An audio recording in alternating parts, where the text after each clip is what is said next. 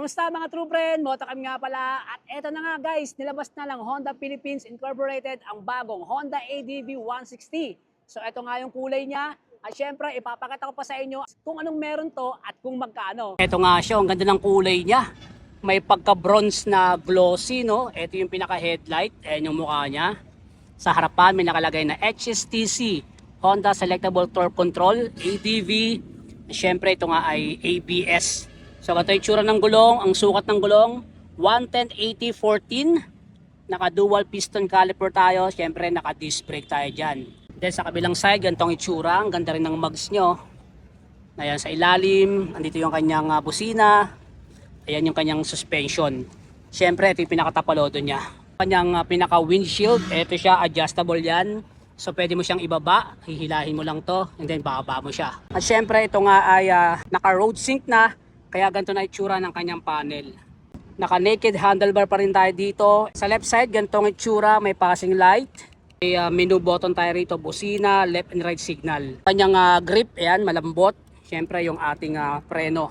Right side, ganito na itsura niya, merong idling stop system, hazard, and then start button. Meron tayo rito pocket dito, ayan, push mo lang ng konti, and then ganito itsura ng kanyang smart key. So same pa rin sa nauna, and then meron siyang USB type dito sa loob para kung gusto mong mag-charge, pwede na. So medyo mababaw lang siya, no? I think basahan, pwedeng lagay dito. Kasya rin ng cellphone. Ito yung pinaka-ignition natin. Ayan, naka-smart key system pa rin tayo dito. May fuel and seat. Siyempre, nandito yung ating lagayan ng gasolina. So ganito yung itsura niya sa malayo. Ganda pa rin ng itsura niya, talaga ng mga very aggressive pa rin at adventure bike talaga ang datingan. Ang ganda ng itsura dito sa may side na to. Ayan, meron pa siya rito pabutas dito, ganda oh. Tapakan natin rubber, tapos meron tayong side stand kill switch. Meron pa rin center stand. Tapakan ng ating angkas, ayan, aluminum siya. Ito na may itsura ng kanyang panggilid. ESP Plus, Enhanced Smart Power. Yung shock natin, ayan, naka-Showa. Gulong natin sa likod ay may sukat na 130/70/13. Pagdating sa mga ilaw natin, yan, LED lights tayo. Tapalodo sa likod, ganitong itsura. Yung makina natin nasa loob na yon. Siyempre, ito naman yung pinaka tambucho natin. Radiator cover, disc brake pa rin tayo sa likod. Emblem ADV 160. Ganito naman itsura niya sa right side. Check natin yung kanyang upuan. Yan, may kulay dito, may kulay dito. Ang ganda ng tread. Malambot, masarap sa puwet. Pag binuksan natin, malaki pa rin yung ating compartment.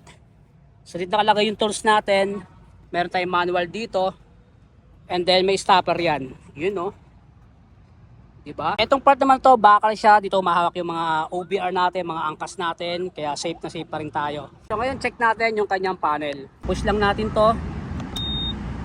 Tumunog, pihit, and then boom.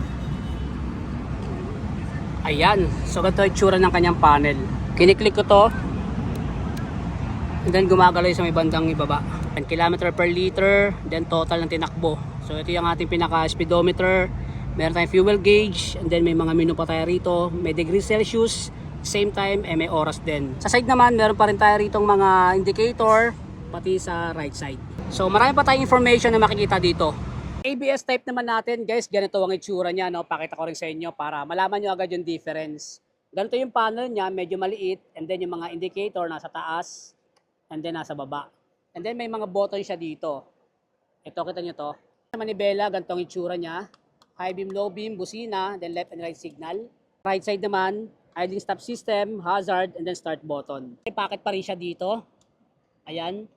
And then meron kabitan dito na type C para sa ating charger. So parehas lang din sa ating road sync. Ignition naman, ganito rin ang itsura niya. Fuel and seat. So ito naman yung lagayan ng ating gasolina. Yun. Yung takip, ilalagay mo lang dito. Tapakan natin, ayan, rubber, may design siya dito. Ito yung isa sa nagpaangas din na design niya. Ayan. Sukat ng gulong natin, 110/80/14. Naka-disc brake tayo, dual piston Nissin caliper. Ito yung tsura ng kanyang suspension. ABS na rin to, guys. Ganyan yung tsura ng kanyang mugs. Radiator cover, and then yung ating pinaka-tambucho. Sa ilalim, meron tayong tapalodo dyan, then makina natin nasa loob. Naka-Showa yung ating shock. At syempre meron siyang tinatawag na baso. LED pa rin ang ilaw natin dito. Tail light, signal light. Ang sukat naman ng gulong natin sa likod, 130, 70, 13. So, syempre, ito nga ay naka-disc brake pa rin. Yan, Nissin ESP Enhanced Smart Power Plus. 160cc na to. Syempre, may side stand kill switch. May center stand din siya. Kapakan ng angkas natin, aluminum. At ganito naman yung itsura niya sa left side. Para din sa ating upuan, ganitong itsura niya. Halos pares lang din. Yun. Syempre, may stopper yan dito. May lagayan ng tools and then manual. Yan ang stopper nyo. Grab bar natin, bakal. So, ganito yung itsura niya sa right side, sa harapan. Yun, angas. At sa left side. Yun, oh. So, yun na nga mga true friend, nakita nyo na ako anong meron ang motorsiklo na ito. At syempre, para lagi kayo updated, huwag nyo kalimutan na i-like and follow and subscribe ang ating YouTube channel at Facebook page. So, paano? Ride safe and God bless.